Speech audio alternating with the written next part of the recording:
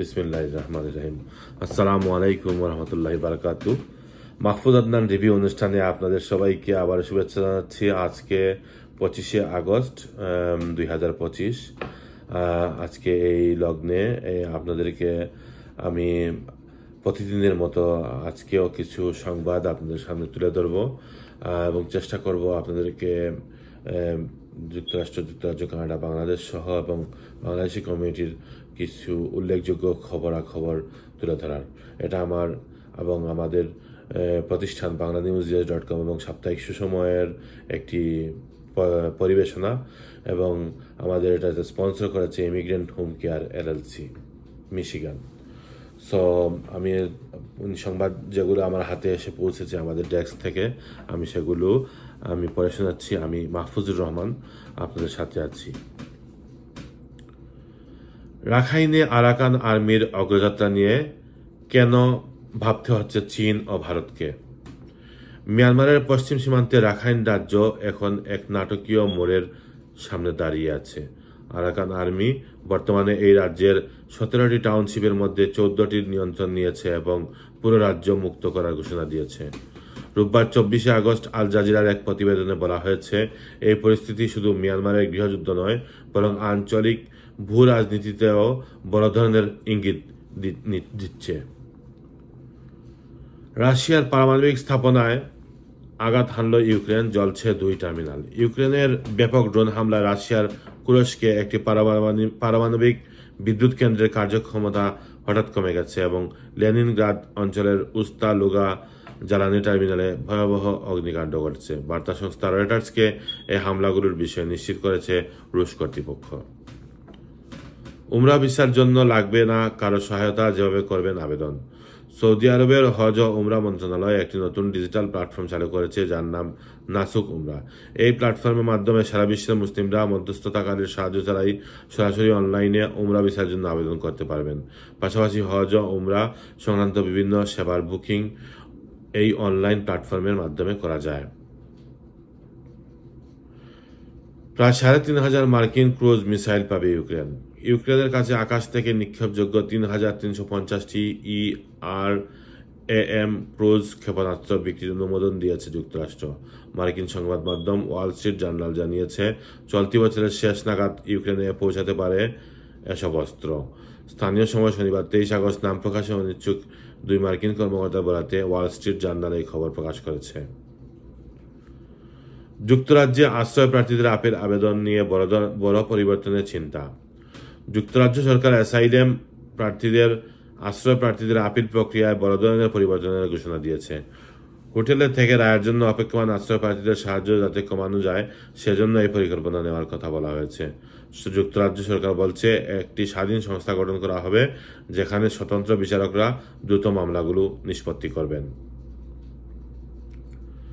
খালেদা জিয়াকে দেখতে ফিরে যায় ইসহাক দার। বিএনপি চেয়ারপারসন খালেদা জিয়ার সঙ্গে দেখা করেছেন বাংলাদেশে সফররত পাকিস্তানের উপপ্রধানমন্ত্রী ও পররাষ্ট্রমন্ত্রী ইসহাক দার। রোববার 24শে আগস্ট সন্ধ্যা 7টার দিকে গুলশানে বিএনপি চেয়ারপারসনের বাসা ফিরুজায় যান ইসহাক দার। এ সময় খালেদা জিয়ার স্বাস্থ্যের খোঁজ নেন তিনি।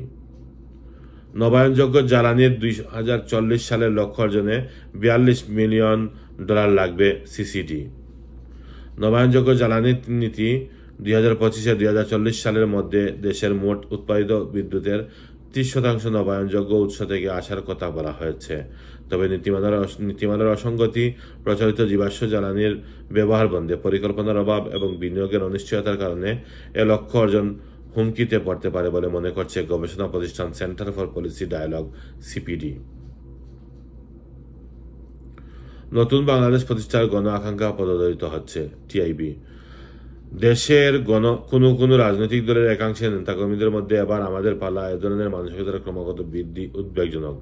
এ মানসিকতার প্রতিফলন ঘটছে কর্তৃত্ববাদের পতনের পর থেকে দেশজুড়ে দলবাজি, চাঁদাবাজি, দখলবাজি, রাষ্ট্রীয় সম্পদ লুট, মামলা, গ্রেপ্তার, জামিন বাণিজ্য, ট্যাগ বাণিজ্য, দলীয় আধিপত্যকে কেন্দ্র করে হওয়া সহিংসতায়। ট্রান্সপারেন্সি ইন্টারন্যাশনাল বাংলাদেশ TIB এ প্রবণতাকে নতুন বাংলাদেশের নতুন রাজনৈতিক ব্যবস্থার জন্য একটি অশান্তি সংকেত হিসেবে মন্তব্য করেছে। এবার জাফলং থেকে লুণ্ঠিত পাথর নিজ উদ্যোগে ফেরত দেওয়ার নির্দেশ। সিলেটের কোম্পানিগঞ্জের সাদাপাথরের পর এবার গোয়াইনঘাটের পর্যটন কেন্দ্র জাফলং 0 পয়েন্ট থেকে লুট হওয়া পাথর ফেরত দেওয়ার জরুরি নির্দেশ দিয়েছে জেলা প্রশাসক। রোববার প্রশাসনের পক্ষ থেকে জাফলং এলাকায় এ বিষয়ে মাইকে প্রচারণা চালানো হয়।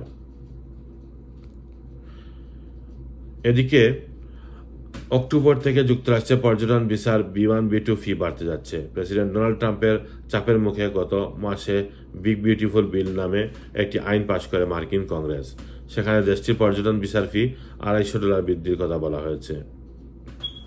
মিশিগানে গোলাপগঞ্জ হেল্পিং হ্যান্ডস ইউএসএর কার্যকরী কমিটির সাধারণ সভা 24 আগস্ট 2025 রোজ রবিবার গোলাপগঞ্জ হেল্পিং হ্যান্ডস ইউএসএর কার্যকরী কমিটির একটি গুরুত্বপূর্ণ সাধারণ সভা অনুষ্ঠিত হয়েছে মিশিগানের একটি রেস্টুরেন্টে।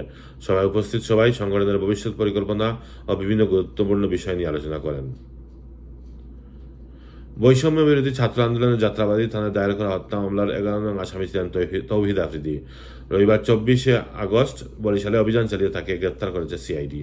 এই মামলায় আফ্রিদির বাবা মাই টিভির চেয়ারম্যান নাসির উদ্দিন সাথী ছিলেন 22 নম্বর আসামি। তাকে গ্রেপ্তার করা হয় গত 17 আগস্ট। এই মামলার প্রধান আসামি শেখ হাসিনা, 2 নং আসামি সাবেক সেতুমন্ত্রী ওবায়দুল কাদের এবং 3 নং আসামি পুলিশের সাবেক আইজিপি আব্দুল্লাহ মামুন। বাংলাদেশের চাকরি থেকে বরখাস্ত হওয়া পুলিশ কর্মকর্তা মোহাম্মদ আরিফুজ্জামানকে রোববার পশ্চিমবঙ্গের আদালত 14 দিনের জেল হাজতে পাঠিয়েছে। এদিকে বরিশালে অভিযান চালিয়ে সিআইডি যখন তৌহিদ আফ্রিদিকে গ্রেফতার করে তখন তাকে বেশ স্বাভাবিক দেখা যায়। অনলাইনে ছড়িয়ে পড়া একটি ছবিতে তাকে হাসতেও দেখা গেছে। একই মামলায় আফ্রিদির বাবা মাই টিভির নাসির উদ্দিন সাথী ছিলেন 22 নম্বর আসামি। তাকেও গ্রেফতার করা হয় 17 আগস্ট। কমিউনিটি ভিত্তিক কল্যাণ সংস্থা হ্যামটামিক society of Michigan USA 5 August মঙ্গলবার গঠিত হয়। কাউন্সিলম্যান প্রার্থী 2025 এবং হোম কেয়ার ব্যবসায়ী মাহফুজুর রহমান আদনান এই রাজনৈতিক ও সামাজিক সংগঠনের সভাপতি এবং রিয়েল এস্টেট ব্যবসায়ী পলাশ তালুকদার সাধারণ সম্পাদক। এই কমিটি হ্যামটামিক শহর অন্যান্য সকল সম্প্রদায়ের মানুষের জন্য একসাথে কাজ করবে বলে সকলের দৃঢ় বিশ্বাস। এই সংগঠনের মধ্যে 31 জন সদস্যকে সংযোজিত করা হয়েছে। সুপ্রিয় দর্শক শ্রোতা, মাহফুজ আদনান রিভিউ ইউটিউব চ্যানেলে আপনারা এতক্ষণ শুনলেন দেশে বিদেশের এবং যুক্তরাষ্ট্রের কমিউনিটির কিছু সংবাদ। আশা করি আপনাদের ভালো লেগেছে এবং আপনাদের যদি সংবাদগুলো ভালো লেগে থাকে তাহলে শেয়ার করবেন, ট্যাগ করবেন এবং লাইক কমেন্ট দিবেন এবং অন্যকে দেখার সুযোগ করে দিবেন। আজ এ পর্যন্তই। ভালো থাকুন, সুস্থ থাকুন। আল্লাহ হাফেজ। আসসালামু আলাইকুম।